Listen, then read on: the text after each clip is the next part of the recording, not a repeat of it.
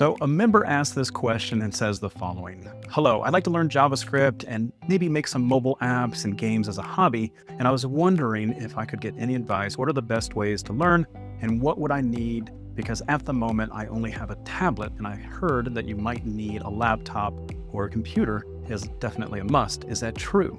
Any advice is greatly appreciative. So here are the things to kind of think about if you are in this type of situation. And the main question, right, is are you going to need a laptop or a desktop computer? The answer is yes, you will. And the reason that I say this or bring this up is because at some point you're going to need to be able to inspect the browser's console. You're going to need to fix the bugs that you've created. And as far as I know, as far as I can tell so far, you honestly can't do that through a tablet. Plus, having a physical keyboard is definitely an improvement versus a digital one, because when it comes to speed, I always tell students that you don't want to let technology or the lack thereof be any reason for you to slow down. Now, some advice when it comes to learning the basics of JavaScript.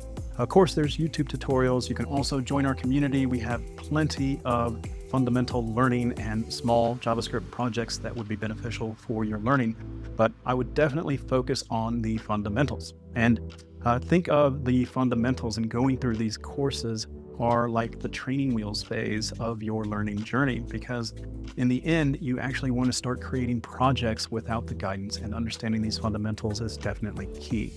Now, one of my last pieces of advice here for you is try to have a developer's mindset. So if you come across a problem, you want to try to solve it, and give yourself at first maybe 10 to 15 minutes to try to figure out the problem yourself. And that might be searching through documents, but I would say don't try to rely on other people or AI until you tried troubleshooting it yourself.